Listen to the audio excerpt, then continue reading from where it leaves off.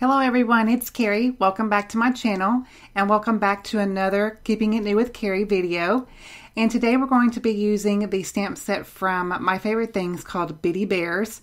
This stamp set was probably released, I want to say maybe a year ago, maybe even 2 years ago. I'm not quite sure, but it's one of my favorites from My Favorite Things, and it's got the most cutest, most adorable bears in it, and I thought today's card would be perfect to use with the one holding the heart, because obviously we are thinking about Valentine's Day, and here recently my latest videos have been kind of focusing all around hearts and heart themed and that kind of thing. So I want to kind of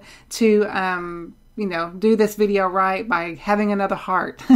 So today I'm going to be, like I said, using this little image. I've quickly stamped it down onto a piece of Bristol Smooth white cardstock. And I'm going to be using my Zig Clean Real Brush markers today. And I've got the colors listed down below for you all for reference. And this image is going to be very, very quick in coloring it in because it's not that big of an image.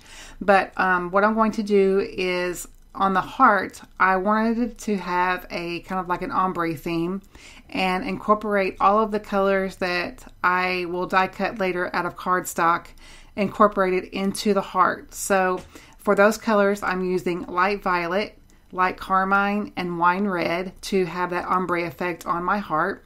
And I didn't know what exactly what I wanted to do at first, so I kind of keep going back and forth. But here is a little tip if you've never used these types of this type of coloring medium before, and especially using it on this Bristol Smooth paper. If you keep going over it over and over, especially with the markers and then with water, you can kind of see already right there on screen that it is starting to peel up a little bit, and that's probably going to do that no matter what, whether you're an expert at coloring or what, because this particular paper is not equipped to hold a whole lot of water. And even though I didn't have a whole lot of water, it's not made to keep going over and over. But the reason why I was at this point was because I didn't know exactly what I wanted to do, and until kind of like, at this point where I'm coloring it in now. So, but just so a tip, so if you already have a little bit of an idea of how you want to color your image in mind, that would be great, and you're kind of already ahead of the game at that point because you won't experience the peeling like I did. And I knew that, but I just didn't know exactly what colors I wanted to use. So anyway, but I got through it. It turned out just fine. And I did get rid of just, as I was coloring, kind of, taking the edge of the brush there and kind of picking up those little pieces and wiping them off. You don't see it on the camera. It's off camera here, but I've got a little bit of a, one of my cloths here that I'm kind of wiping away my excess water and such. So I'm kind of happy now that with my coloring with the heart. Now I'm going to move on to coloring of the bear, and I've used oatmeal and dark oatmeal for him. And later on, when I get to his little snout, I do use the color brown, but I didn't like that because it was a little bit too red toned for me for what I wanted for this image. So you will see me start to use it, but I don't continue to use it. And so we'll get to that here in just a moment. But I did start out with the dark oatmeal, and then I just used that around the edges. And then I did go in just a little bit with the regular oatmeal, or it's called oatmeal. I'm calling it regular oatmeal. As if it's a flavor or something. It's not.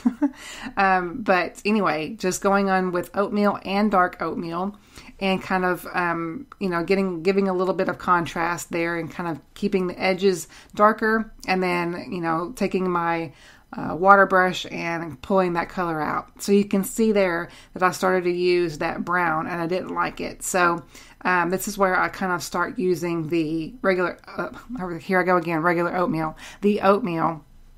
And then I decided I wasn't just going to use it at all. So I take my water brush, and this is kind of a tip, another tip here, is that in order for you to get rid of some of the color, just take a little bit of that water on the edge of your brush there, go along that, and you can actually take a rag and kind of dot it a little bit, and it'll take away the color.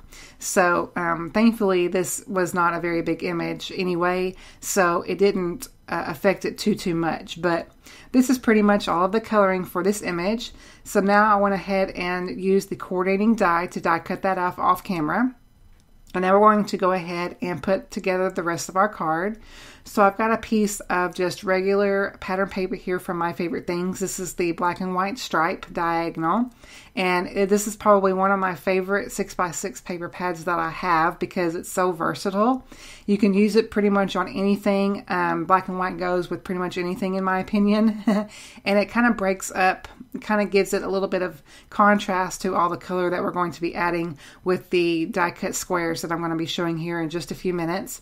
So how I did that was I just took some pieces of cardstock that I had in my stash. I don't know the colors to be exact with you, but I did just, use a pink, a red, and a kind of like a fuchsia color in my stash. And I took the both the large and small stitched square dies to die cut those out. Those are from Lawn Fawn to have, kind of that stacked effect there that you see there. And then I went ahead and just glued those all together with my liquid glue.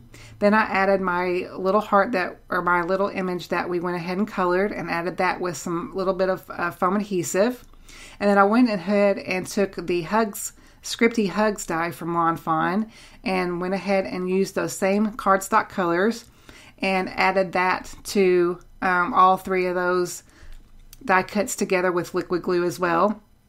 And now I'm going to go ahead and add this to my card with some liquid glue. And then once I have that adhered, I'm going to add just a little bit of final details to this card. And this card is relatively simple, but again, I like simple. But you got a lot of color on this one card, and it packs a big punch with all the colors that you've added to this card. And I do like the white space too. So once I get happy with where I want to add my Hugs die cut, I'm going to add this to a 4 1/4 by 5 1/2 inch white card base, and it's going to cover that whole entire card. And now I'm going to add some final details, and I'm going to carefully add some shimmer to the heart. And you got to be careful at this point, because whenever you go over that, you're going to reactivate that color. So you want to be very careful. That's kind of why I dotted it on there. So you'll probably have a little bit of color on the end of the brush, but you can quickly just wipe that away on a rag or something. And then I'm going to add some white details to the die cut to make it look like it's shiny too. The Hugs die cut sentiment. And that will complete my card for today, guys. I hope you enjoyed this month's Keeping It New with Kari. This series will be a monthly series from here on out, so I will see you next month for another Keeping It New with Kari. Thank you all so much for watching. I truly appreciate it, and I will catch you on another video very, very soon.